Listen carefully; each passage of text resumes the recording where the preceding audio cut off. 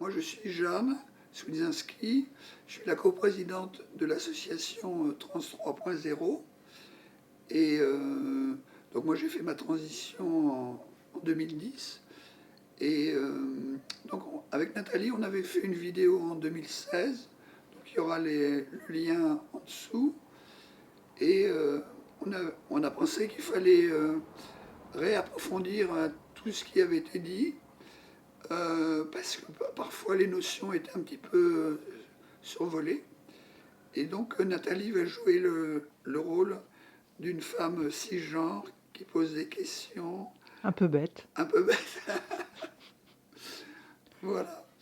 Donc simplement déjà la journée internationale, c'est une journée internationale. Bon, elle a été créée en 2009 par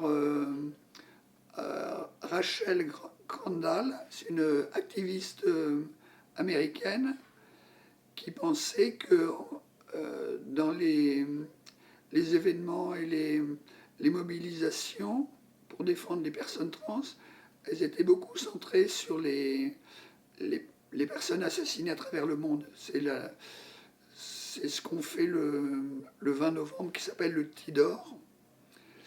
Et donc, elle a dit qu'il fallait plutôt aussi parler de façon positive des personnes trans. Donc voilà, c'est un peu l'objectif de cette démarche. En fait, c'est une démarche internationale, parce que chaque pays fait ce qu'il veut, chaque personne fait ce qu'elle veut, du moment qu'on donne un peu de la visibilité positive à cette question trans, qui n'est pas une question, parce que en fait, nous, quand on le vit, c'est une démarche qui nous correspond. Ça peut être des questions pour les personnes cisgenres. Alors, cisgenre, Cisgenre. Jeanne, qu'est-ce oui, que c'est cisgenre? Je suis cisgenre? oui, tu es une parfaite cisgenre. Enfin, je pense. Et les personnes cisgenres sont les personnes qui ont été assignées à la naissance dans un sexe et qui vivent dans un genre qui correspond à ce sexe. Donc, avec des stéréotypes de genre. Donc, c'est-à-dire qu'une personne qu'on assigne de sexe féminin, parce que cette personne a un vagin, mais on suppose que plus tard ce sera une femme, enfin un être humain féminin, et que cet être humain féminin, après, va se marier pour rencontrer des hommes. Donc il y a tout un tas d'attentes derrière le mot, derrière l'assignation, la naissance. L'assignation, c'est quand on ne choisit pas, c'est la société qui choisit pour nous. C'est le docteur à la naissance qui dit c'est une fille, c'est un garçon. Voilà. Et bon, les observations de naissance, elles sont basées sur le sexe apparent, le pénis ou le vagin, la vulve, le vagin. Mais en fait, quand on parle de sexe, alors on croit que c'est. On dit, ah oui, c'est le sexe, c'est biologique, et il n'y en a que deux, masculin et féminin.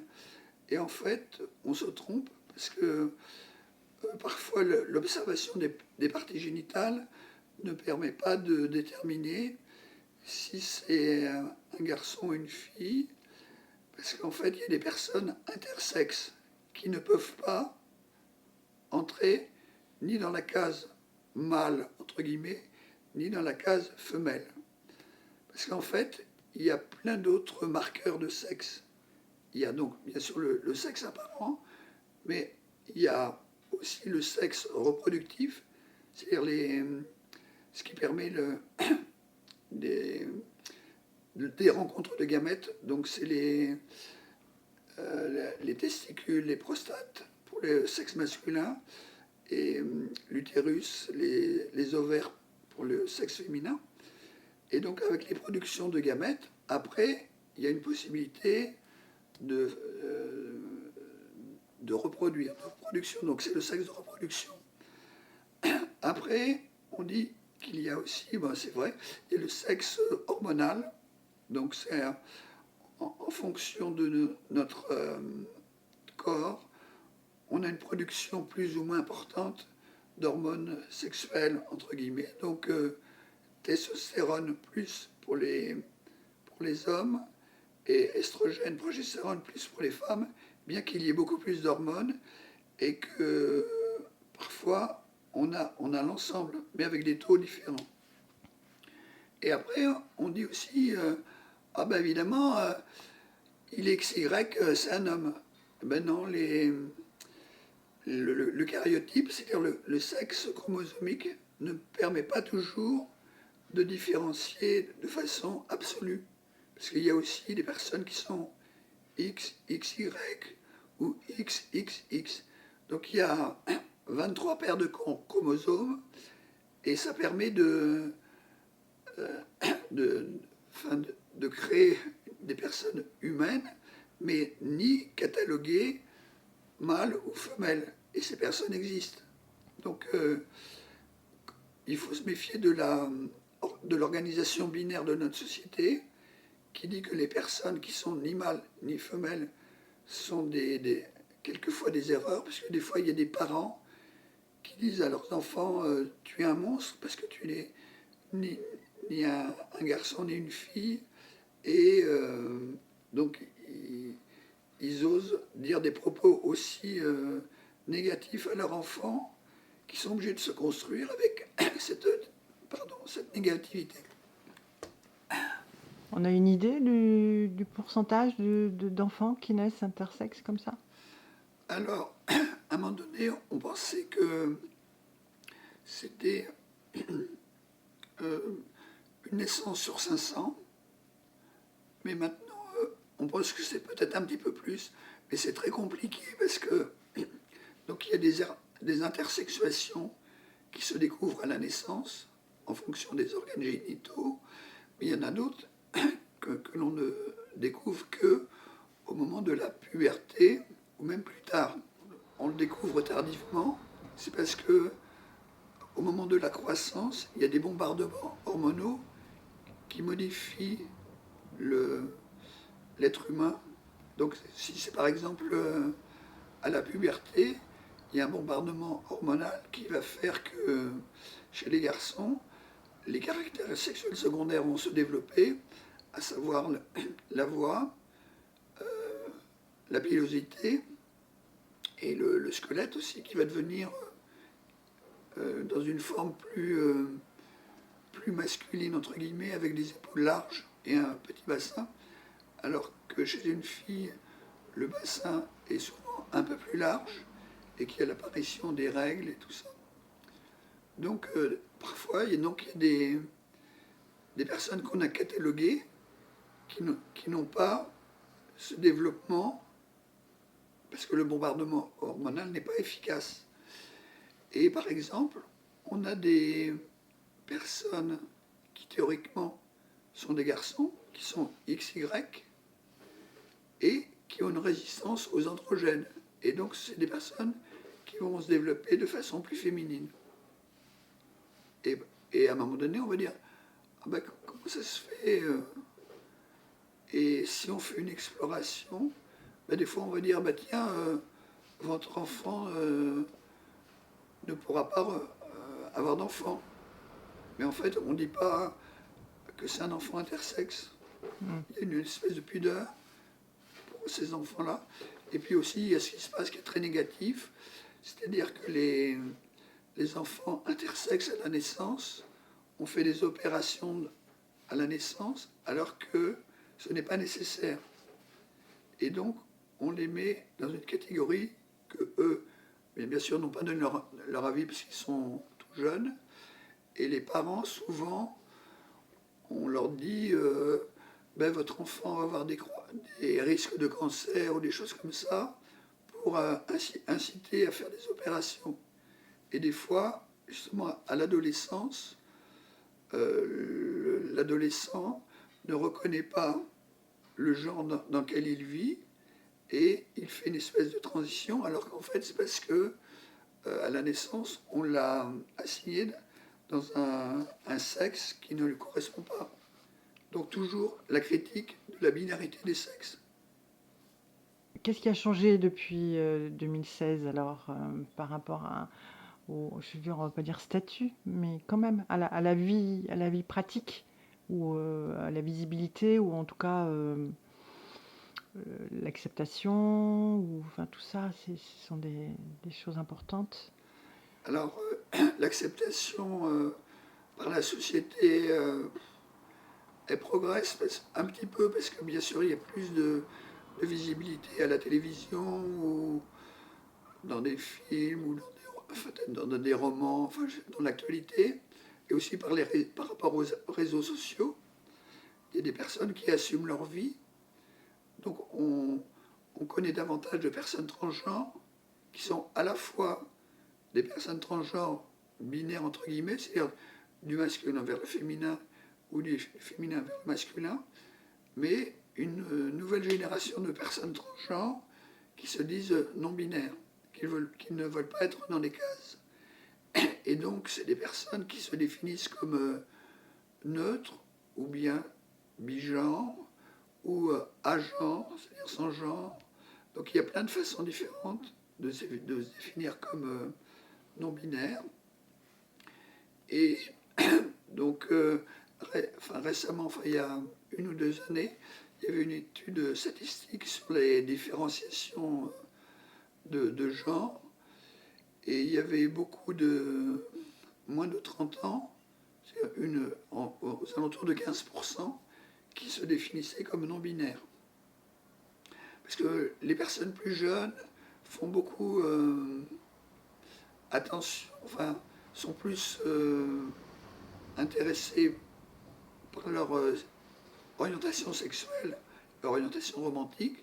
Donc elles ont des coming out pour informer leurs préférences amoureuses, ce que ne faisaient pas les anciennes générations précédentes. C'est-à-dire, on était globalement hétéro, et peut-être qu'à un moment donné, on pouvait dire un peu je suis homo, je suis bi, mais c'était moins développé dans les générations précédentes que maintenant. Il n'y avait pas Donc, la palette qui s'est multipliée finalement de petites variations.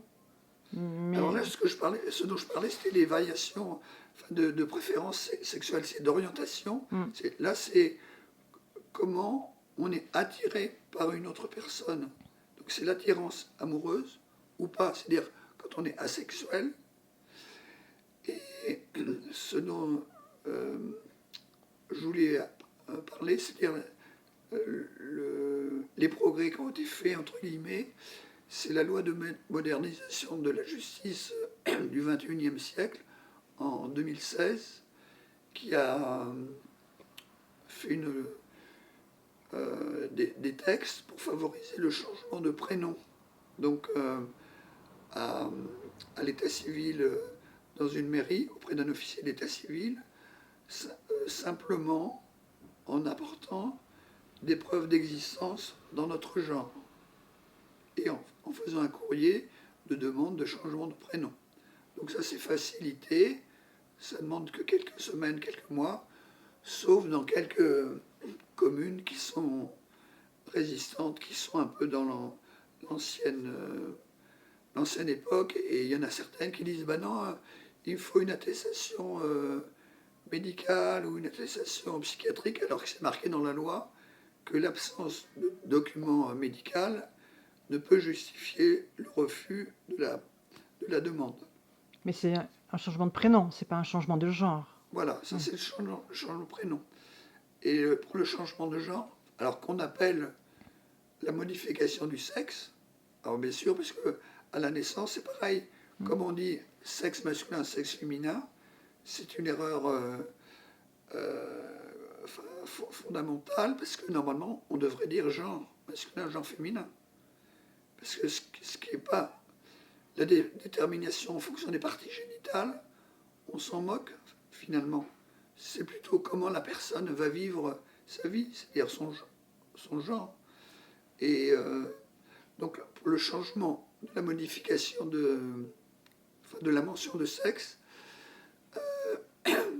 là, c'est la même démarche. Mais sauf qu'elle se fait auprès du greffe du tribunal judiciaire. On apporte des témoignages, c'est-à-dire qu'il faut qu'il y ait un faisceau de preuve de genre pour modifier le sexe.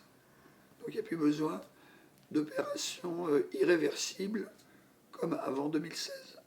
Avant 2016, c'était compliqué, il fallait intenter un procès à l'État, comme quoi il s'était trompé en assignant l'enfant d'un sexe et qu'on demandait une modification.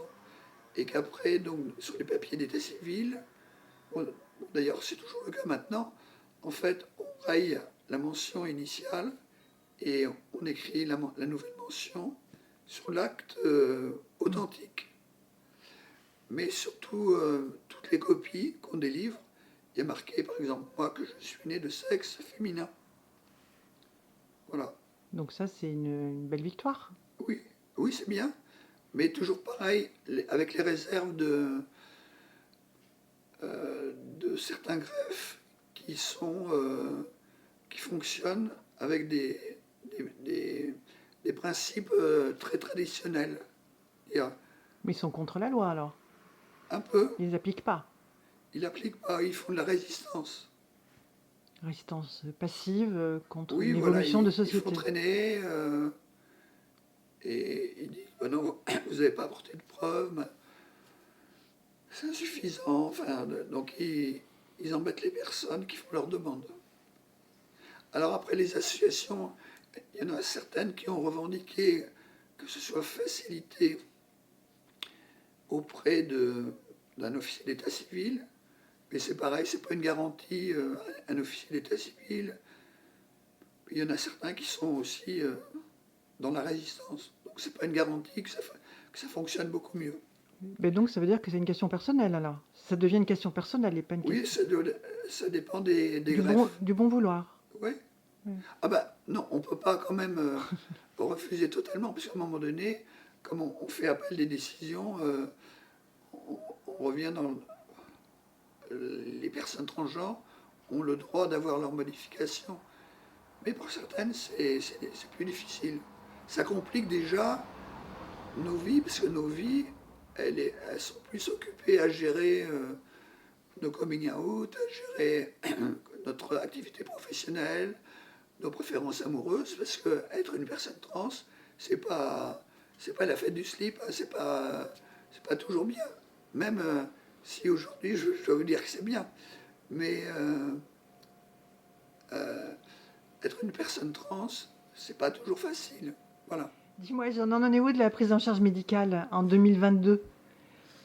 Alors, avant de parler de la prise en charge médicale, je vais parler de la non prise en charge. Parce qu'en fait, quand on est une personne trans, tout à l'heure j'ai parlé des personnes non binaires, on n'est pas obligé de faire des transitions médicales. Parce qu'en fait, il y a 3 formes de transition. Transition sociale, transition médicale, transition juridique. On n'est pas obligé de cocher toutes les cases. Et même aucune case. On peut faire des transitions sans être des transitions entre guillemets. C'est en vivant dans le genre qu'on ressent. Et après, on peut dire quelle est notre identité de genre, si c'est une identité non binaire par exemple. Donc ça oblige aussi à beaucoup de moments sociaux à faire des coming out, c'est-à-dire de dire bah, tu respectes mon prénom et mon pronom, parce que souvent on choisit un nouveau prénom. Et avec beaucoup de créativité d'ailleurs. C'est pas des prénoms traditionnels choisis dans le calendrier grégorien, mais c'est des fois des combinaisons de prénoms ou des références à des séries ou des choses comme ça. Alors après, donc, si on fait une transition médicale, donc il y a des nouvelles structures comme donc l'association Trans Santé France qui prône une autodéfinition du genre, c'est l'autodétermination. Et donc on pourrait commencer une transition médicale sans avoir à une attestation de psychiatre. Parce que traditionnellement, c'était hyper compliqué. C'est-à-dire qu'il fallait avoir un suivi médical, avoir une vie réelle dont le genre revendiqué, gérer ses coming out pour avoir accès à des hormones et à d'autres actes chirurgicaux. Mais ça, c'est hyper, enfin, hyper désastreux pour une personne transgenre d'exister si cette personne elle a été bombardée entre guillemets d'hormones dans un genre et qu'elle se ressent dans un autre genre et que son apparence n'est pas modifiée. Donc elle existe socialement dans un genre qui attire la transphobie.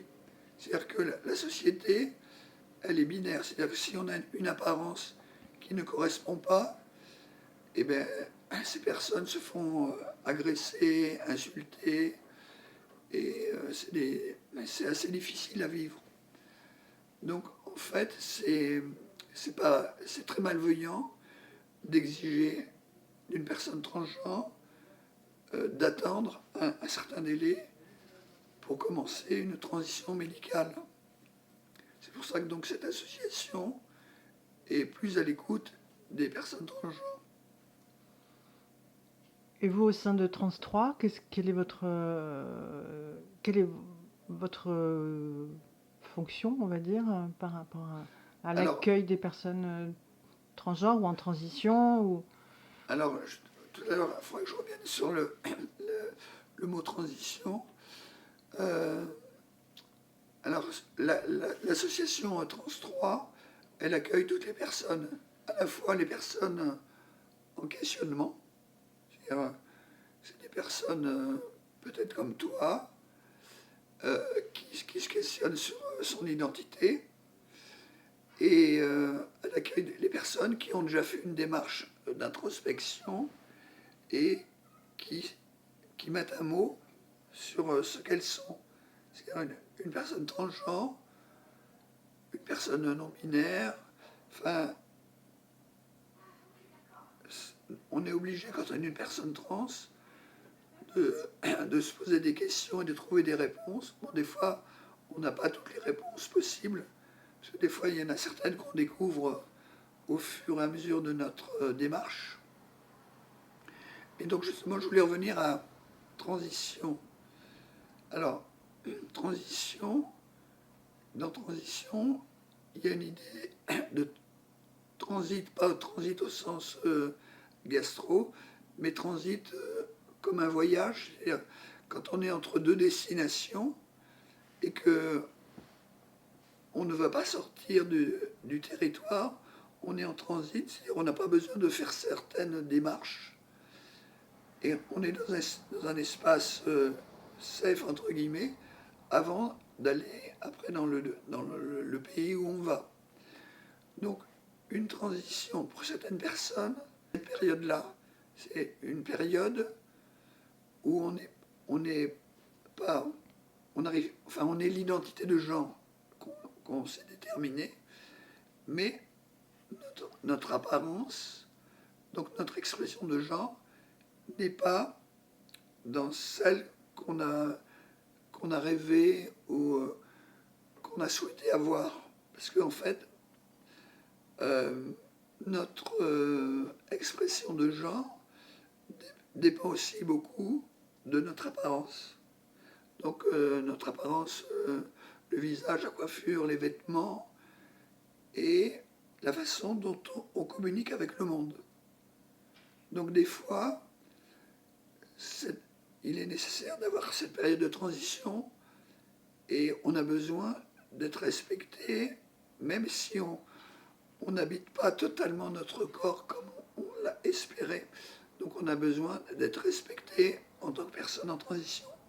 Et après, il y a parfois des personnes donc, qui font des transitions binaires extrêmes et qui ont une apparence, on dit cispassing, c'est-à-dire que ces personnes ont l'apparence d'un genre qui est accepté dans la société, soit un genre masculin, soit un genre féminin. Et ces personnes ne sont pas agressées par rapport à leur transidentité. puisque on les prend pour des personnes cis. Donc voilà, par rapport à la visibilité, donc cette journée de visibilité, il y a plein de visibilité. Il y a des personnes qui sont visibles en tant que personnes transgenres et qui en subissent les conséquences de la binarité de la société. Et il y a des personnes qui ce jour-là sont visibles, mais parce que les autres jours de l'année, elles ne sont pas visibles. Donc il y a tout un tas de visibilités possibles. Et toi, le 31 mars, vous faites quelque chose de particulier ici à Bordeaux à part cette vidéo qu'on est en train de fabriquer? Alors c'est un peu compliqué, parce que justement au sein de l'association, j'avais sollicité depuis plusieurs réunions des initiatives. Alors en vidéo, c'est niette, donc il n'y a que moi qui parle aujourd'hui. Alors à la fois, parce qu'il y a des personnes qui sont pas out, c'est-à-dire qui ne sont pas visibles dans leur transidentité, mais aussi par rapport à des personnes qui vivent bien dans leur genre, mais qui souhaitent le respect de leur vie privée, entre guillemets, c'est-à-dire qui ne souhaitent pas que la vidéo soit vue par des personnes qu'elles ne souhaitent pas, avec lesquelles elles ne souhaitent pas communiquer. Donc ces personnes ne vont pas communiquer en vidéo. En revanche, il y en a qui vont communiquer avec des podcasts. Donc c'est bien aussi. Mais bon, là. Donc ça montre quand même qu'il y a beaucoup de transphobie dans notre société.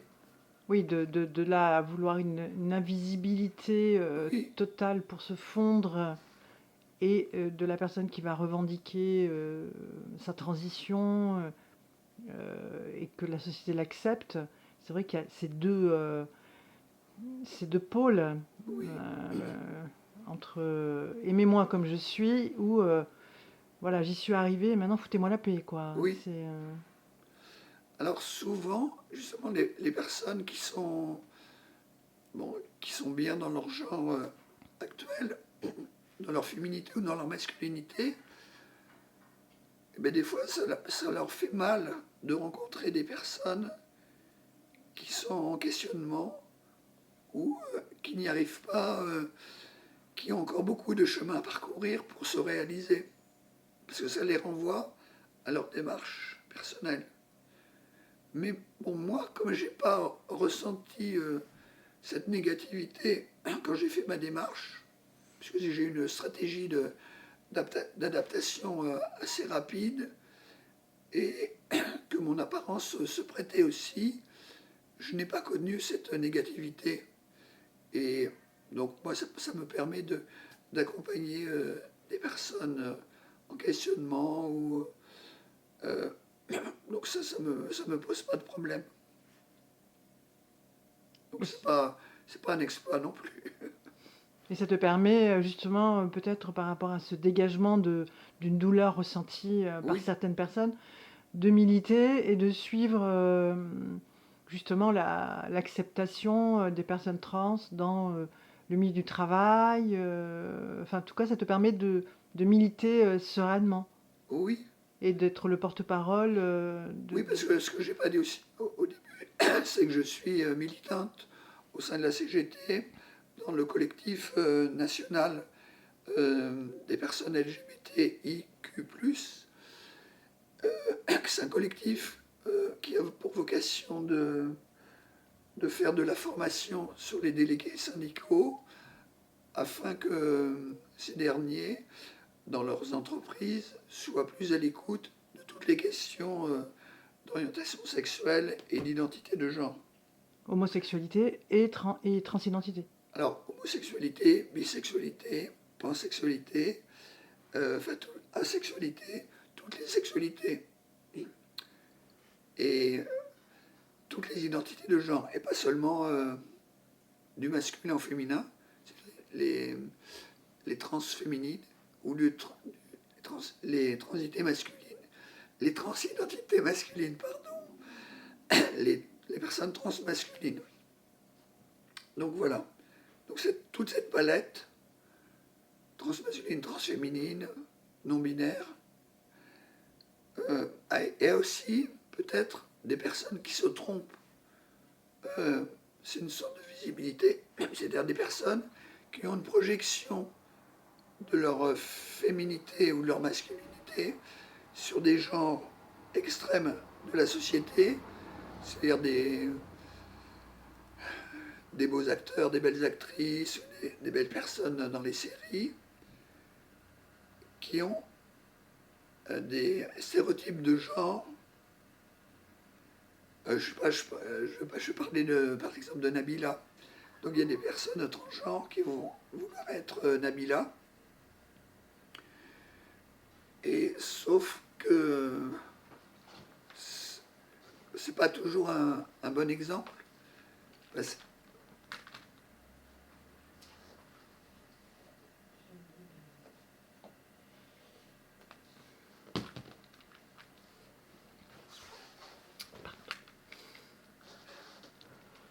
je reprends donc des personnes qui ont des représentations de leur genre qui se projettent comme une personne très féminine, genre Nabila entre guillemets. Et sauf que ça, c'est sans doute une erreur parce que Nabila, indépendamment de ce qu'elle fait, de ce qu'elle est, je ne vais pas la juger sur ses opérations de chirurgie esthétique ou tout ça, ou sur ses capacités mentales et tout, je m'en fiche. Mais en fait, Nabila, indépendamment de tout ce qu'elle fait, sera toujours une femme. Et ce n'est pas parce que on va modifier notre esthétique et de ressembler à Nabila qu'on va être une femme.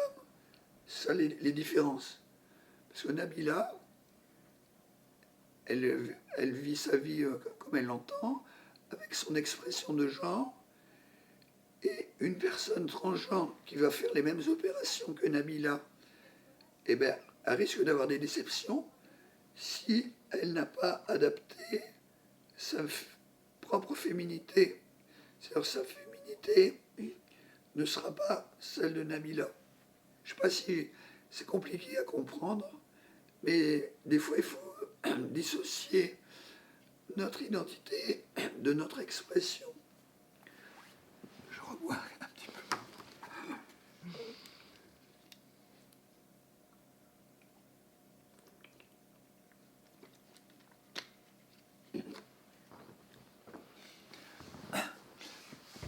Alors, tant qu'à parler des influenceurs, des influenceuses,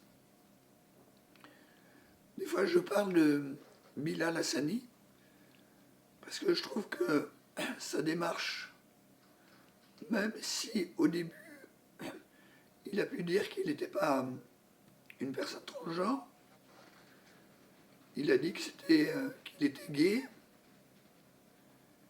et qu'il voulait s'habiller comme il voulait. Après, il a dit que c'était une personne non binaire. Donc, Bilal, quand on est en face de lui, on n'a pas à lui dire elle, enfin en ce moment, peut-être qu'il changera, je ne sais rien, mais lui, il prend une apparence féminine, mais il dit qu'il est masculin. Et que c'est hyper important, je pense, de faire ce qu'il fait et qui doit être soutenu. Parce qu'il se prend des tonnes d'homophobie ou de transphobie. Et c'est hyper compliqué au quotidien pour lui de lire tous les messages qu'il reçoit. Et donc, je pense que c'est ce genre de personnes non binaires qu'on doit soutenir, d'exister tel qu'on a envie. Il n'y a pas vraiment... Lui, il ne demande pas à modifier sa mention de sexe à l'état civil, il ne demande pas d'opération, il gère sa vie comme il a envie, il fait sa carrière de chanteur, il a tout le respect auquel il doit avoir. Et les personnes qui sont homophobes et transphobes, c'est sur ces personnes-là qu'il faut lutter. Et comment, à ton avis, ça se lutte? Eh bien, ça lutte justement à travers les réseaux sociaux. Et puis aussi, je pense qu'il y a des... Enfin, je ne sais pas comment les... En fait, la police informatique, je ne sais pas s'ils arrivent à retrouver les adresses IP des personnes malveillantes. Parce qu'en fait, il faudrait les condamner. Parce qu'il y a beaucoup de gens qui se permettent sur les réseaux sociaux des choses que ces personnes ne feraient pas en direct devant une personne. À partir du moment où il y a une sorte d'impunité, eh bien, elles déversent leur fiel. Et ça, il faudra mettre un terme à ça. Pour tous les sujets d'ailleurs. Pour tous les sujets. Bien sûr. Parce qu'en fait, ça conduit au harcèlement et au suicide des personnes. Donc il faudrait que le harcèlement soit vraiment une question principale. Une question de société, oui. Pour tous les ados, quels qu'ils soient, oui. Toutes les personnes. Oui. Et qu'est-ce que tu penserais d'une personne transgenre dans le prochain gouvernement? Ce serait une bonne idée. Tu ne verrais pas ministre, je sais pas, des sports? Non, moi je suis plutôt... Je serais ministre des retraités. Mais oui, pourquoi pas, pour donner de la visibilité. Dans d'autres pays, il y a des personnes transgenres qui ont des responsabilités assez haut niveau. Alors, bizarrement, en Pologne, je dis bizarrement parce qu'il y a beaucoup de LGBT-phobes là-bas. En Allemagne, il y a des personnes qui ont des responsabilités. En Angleterre, aux États-Unis. Donc oui, avoir un poste à grande visibilité. À grande visibilité, c'est important. Actuellement, il y a des grandes visibilités dans des artistes. Oui, c'est donc toujours dans les marges quand même. Oui. On reste dans les marges. On n'est pas dans l'outil social, général, politique. On est encore dans le monde de la marge de la culture. Voilà. J'imagine qu'en France, il doit y avoir des personnes transgenres sur des listes électorales, au niveau des municipalités ou du département ou dans les élections législatives, je ne sais pas. Oui. Oui, d'accord. Mais bon, on ne les retient pas. Oui, pour leur transidentité, on les retient en tant que personne. Voilà. Parce qu'en fait, ce qui est important de donner dans la visibilité, c'est l'acceptation. Et après, être toujours la transe de service, c'est un peu lourd aussi à porter. Parfois, justement, il y a des personnes qui veulent être invisibles. Je reviens à la visibilité de tout à l'heure, parce que on les catalogue toujours femmes transgenres ou hommes transgenres. Ah bah tiens, j'ai un truc, machin. Ah bah toi, tu vas le faire. Et en fait, on n'en sort plus. Donc c'est pour ça qu'il y a aussi des personnes qui sont invisibles, parce qu'elles en ont ras-le-bol d'être le trans ou la trans de service. Et qu'est-ce que tu penses de ces gens des commutaristes qui veulent, par exemple, que s'il y a une personne transgenre qui doit être jouée au cinéma, c'est forcément une personne transgenre qui doit le jouer, et non pas un comédien ou une comédienne, alors que c'est de la comédie. Enfin, donc qu'une personne noire doit être jouée par une noire, bon, ça semble un peu évident, mais bon, voilà. Qu'est-ce que tu en penses de ça? Est-ce que tu penses que dans Laurence Anyway, Melville Poupeau, il n'avait pas à jouer cette femme transgenre? Ah non, au contraire, c'est très bien. Parce que Melville Poupeau, il est justement dans une visibilité de son identité et il s'affirme dans son genre sans avoir eu de modification corporelle. Et donc, on voit bien que c'est une personne d'origine masculine, entre guillemets, qui a un ressenti féminin. Et on se demande, on voit justement dans le film, quand Melville Poupeau se déplace dans son établissement scolaire, qui fait son coming out, et les regards de tous les autres pensent que cette personne est devenue folle parce qu'elle assume son genre et qu'elle elle en serait incapable. Mais c'est pas la peine de faire des projections si on est incapable de vivre autre chose de ce qu'on est sur une personne qui assume sa vie. Donc Melville Poupeau assume une apparence qu'on dirait androgyne, qui est indéfinie. Bon, même si on pense qu'il y a plus de masculinité dans son apparence que de féminité, mais on n'a pas à juger ça. Et je pense que c'est très bien que ce soit Melville Poupeau qui ait eu ce rôle. Mais alors, par rapport à d'autres situations, moi, j'ai pas la même position que d'autres personnes trans qui sont militantes et qui disent rôle trans, joué par des trans et tout ça. Parce que selon le scénario, ben des fois, il y a d'autres aspects à montrer. Je pense à Girl, ce qui était important, c'est de montrer le travail acharné et la motivation du personnage, de la jeune fille trans, qui était jouée par un garçon cis, qui a fait un travail extraordinaire de motricité de danseuse. Parce que la motricité de danseur, c'est pas la même que la motricité de danseuse. Et pour s'adapter à la chorégraphie, il a dû beaucoup travailler, et même s'abîmer les pieds, souffrir et tout ça, pour jouer ce rôle. Et alors, ce que je sais, c'est que le réalisateur avait fait, bien sûr, appel à plusieurs candidatures, je sais pas, 500 ou 700, et qu'il n'y en avait que 5 ou 6 qui étaient des personnes capables de danser. Et il n'y avait pas réellement de personnes transgenres qui pouvaient danser. Donc ça, c'était hyper important pour le rôle. Après, il y a eu un autre film joué par une personne transgenre qui convenait bien, c'était Lola vers la mer, et parce que le rôle convenait aussi. Il n'y avait pas de spécificité en dehors de la vie de la personne transgenre.